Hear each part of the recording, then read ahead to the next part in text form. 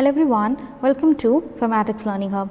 मैं हूं स्निग्धा और आज की क्लास में हम करने वाले हैं again some NCERT questions for class 12 basically from the chapter electromagnetic waves and this is set 2. These questions are going to help you for your PGT, GIC preparation and also for your board examinations. So let us now begin with the questions.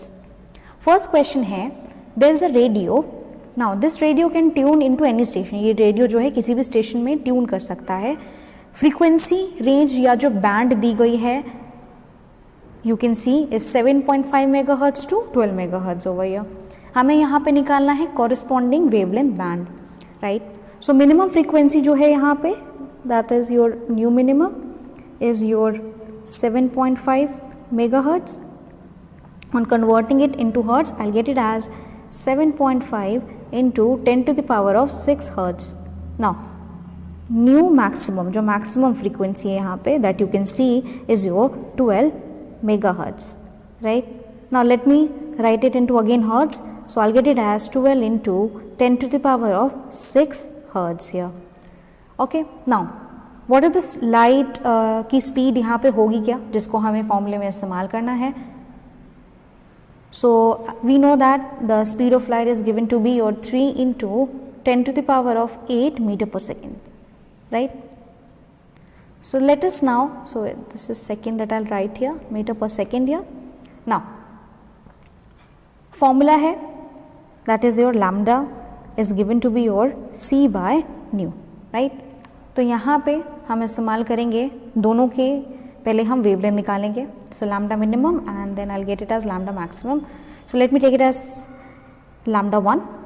So lambda 1 will be c by, right? So the first frequency that I'm going to take here is your new minimum here. Okay, so let us put it here, 3 into 10 to the power of 8 meter per second divided by frequency which is your 7.5 into 10 to the power of 6, right? अब जब आप इसको solve करेंगे यहाँ पे जो आपको answer मिलेगा you will get it as 40 metre. Okay, ये लैम्डा 1 हो गया corresponding to nu minimum, means minimum frequency के कॉरेस्पॉन्डिंग ये वेवलेंथ हमें मिल चुकी है. अब लैम्डा 2 लेते हैं यहाँ पे. Lambda 2 will be c by new maximum, means maximum frequency you need to take. So 3 into 10 to the power of 8 divided by nu max which is your 12 into 10 to the power of 6. Now let us solve this. I'll be getting it as 25 meter. So you can see this range. तो wavelength band जो होगा इस radio का वो आपका होगा actually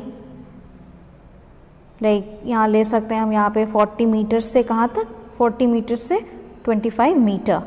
ये आपको मिल गया है यहाँ पे वेवलेंथ का रेंज या वेवलेंथ बैंड मिल गया है. So this is how we do this question. Let us see the next question now. There is a charge particle, एक चार्ज पार्टिकल है जो कि ऑसिलेट कर रहा है अपनी मीन पोजीशन के about, right, equilibrium mean position के अबाउट. उसकी फ्रीक्वेंसी दी गई है as 10 to the power of 9 hertz. Okay, यहाँ पे आपको बताना है कि क्या फ्रीक्वेंसी होगी इलेक्ट्रोमैग्नेटिक वेव की जो ये ऑसिलेटर मीन्स ये चार्ज पार्टिकल प्रोड्यूस करेगा. सो ये चार्ज पार्टिकल बेसिकली ऑसिलेट कर रहा है. तो जब कभी कोई charge particle, okay, if you have any charge particle जो कि ऑसिलेट कर रहा है like performing some kind of oscillation, वो हमेशा प्रोड्यूस करेगा इलेक्ट्रोमैग्नेटिक वेव जो हमें ऑलरेडी पता है. तो यहाँ पे एग्जैक्टली होगा क्या, चार्ज पार्टिकल की फ्रीक्वेंसी हमें पता है which is given to be your 10 to the power of 9 hertz, right? Now, जो फ्रीक्वेंसी होती है किसी भी इलेक्ट्रोमैग्नेटिक वेव की जो कि पैदा हुई है किसी भी ऑसिलेटिंग पार्टिकल से, जो कि means there is a charge particle जो कि ऑसिलेट कर रहा है वैक्यूम में, okay, I mean it is oscillating somewhere.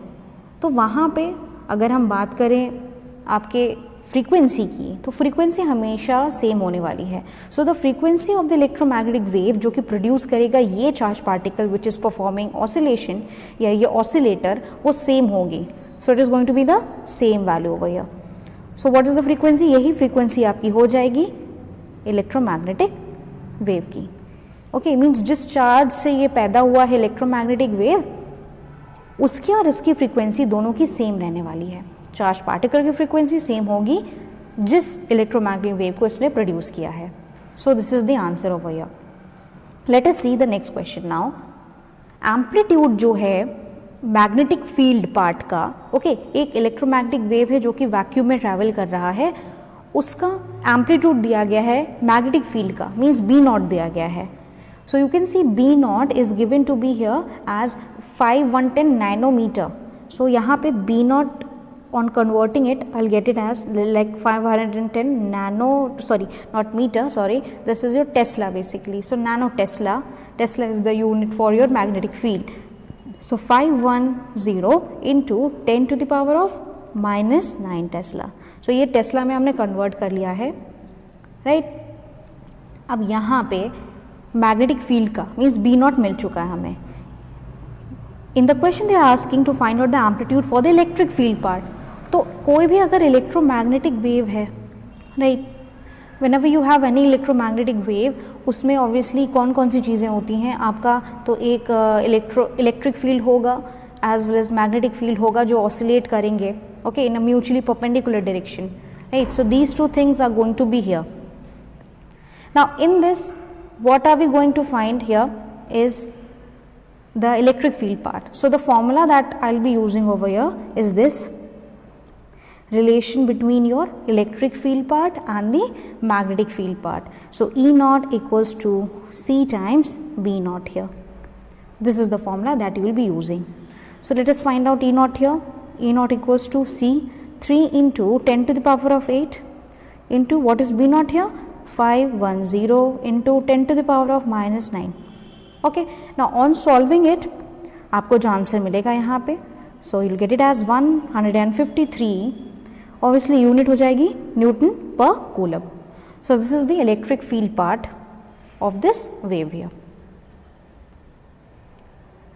Let us see the next question now. Now suppose that electric field amplitude means E naught दिया गया है, एक इलेक्ट्रोमैग्नेटिक वेव है जिसका E naught दिया गया है. This is the amplitude of your electric field for the electromagnetic wave. It is given to be 120 Newton per coulomb. Okay, and frequency दी गई है, आप देख सकते हैं 50 मेगाहर्ट्ज. यहाँ पे क्या क्या निकालना है आपको? B naught निकालना है, means amplitude of the magnetic field part. Then angular frequency, then propagation constant, then lambda means wavelength, और finally निकालना है expression for your electric field and the magnetic field. So let us do this part wise part. So first of all let us see what do we have here. E naught. E naught is given to be your 120 Newton per coulomb. Frequency क्या दी गई है? Frequency दी गई है 50 megahertz. Okay. So convert करते हैं hertz में, so I'll get it as 50 into 10 to the power of 6 hertz here. Now, so let us now do this frequency I've got. Now in this speed of light what we can use is C equals to as 3 into 10 to the power of 8 meter per second here. Okay. Now let us see the part A first. Here we need to determine B naught. So the formula that I'll be using is basically your B naught equals to E naught by C. So let us put it here. So E naught is your 120 divided by 3 into 10 to the power of 8 here. Now on solving it, as I'll get it as 4 into 10 to the power of minus 7 Tesla, right? इसको आप convert कर सकते हो nano Tesla में. So you will get it as 400 nano Tesla. Now let us find out angular frequency of the source here. पहला निकालते हैं omega. How can we find the omega? Now formula for omega is your 2 pi nu here.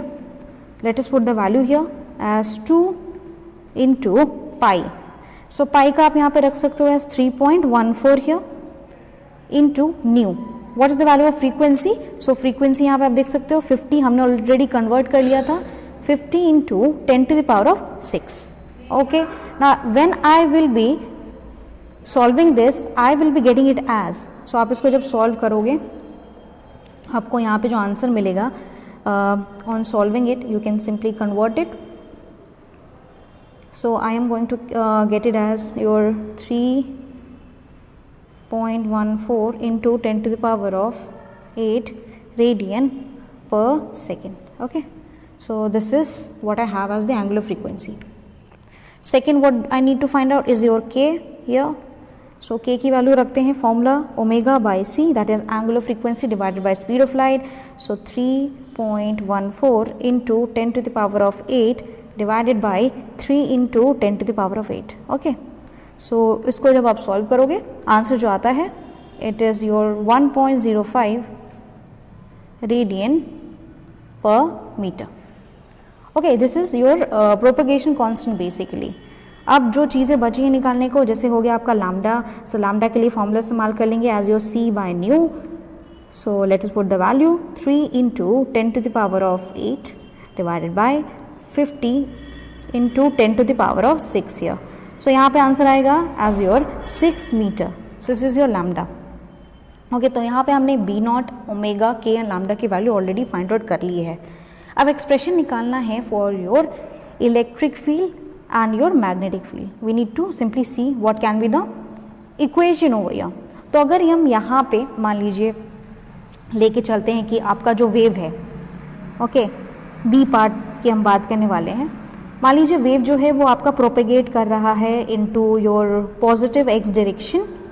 ठीक है, आप positive x direction का है और positive x direction को शो करने के लिए हम यहाँ पे इस्तेमाल क्या करते हैं, we simply use your i cap. आप इस यूनिट वेक्टर का इस्तेमाल कर सकते हो फॉर पॉजिटिव एक्स डायरेक्शन. तो इलेक्ट्रिक फील्ड जो हो जाएगा, obviously electric field and magnetic field आपका परपेंडिकुलर होगा इस डायरेक्शन ऑफ प्रोपेगेशन के. ओके, तो मान लेते हैं कि इलेक्ट्रिक फील्ड जो है उसकी डायरेक्शन हो चुकी है as your positive y direction. Okay, या j cap. And magnetic field का जो हो चुका है ऑब्वियसली म्यूचुअली परपेंडिकुलर लेना है, तो मैग्नेटिक फील्ड वेक्टर का डायरेक्शन क्या हो जाएगा, positive z direction. Right, you can write it as positive z also or you can take it as k cap. Right, so unit vectors का basically हम इस्तेमाल कर रहे हैं क्योंकि ये तीनों जो vectors हैं, चाहे हम बात करें आपके propagation constant की, magnetic field की या electric field की, they are going to be mutually perpendicular. ये एक दूसरे के perpendicular ही होने वाले हैं. Now let us see here what I can take is as if I write the equation for your electric field. So E is going to be your as E naught sin kx minus omega t. So direction I will be getting it as your j cap. Okay, now let me write the value here. E naught आपका यहाँ पे जो आएगा which is given to be your 120 sin. Now values हमने already find out कर ली हैं, तो just हम यहाँ पे put कर देंगे 1.05 x minus 3.14 into 10 to the power of 8. Okay, इसी इक्वेशन में हम पुट कर रहे हैं और आपका ये डायरेक्शन आ गया जे कैप. सिमिलरली जो मैग्नेटिक फील्ड का आएगा that will be your B naught sine k x minus omega t. Obviously B की वैल्यू क्या ली थी हमने यहाँ पे, we have taken it as positive z direction, so k cap. So let us put the value here. B naught की value यहाँ पे जो हमने मिली है, सॉल्व किया था, is your 4 into 10 to the power of -7. Then sin 1.05 x minus 3.14 into 10 to the power of 8 t. And ये डायरेक्शन आपको मिल जाएगी k कैप. राइट, सो कुछ इसी तरह से आपको इन क्वेश्चंस को जो है सिंपली सॉल्व करना है. Okay, so do like, share and subscribe my video, and you can also visit my Facebook page and join my Telegram channel. आप सबसे मैं मिलूंगी नेक्स्ट टर्न पे. तब तक के लिए thank you so much everyone.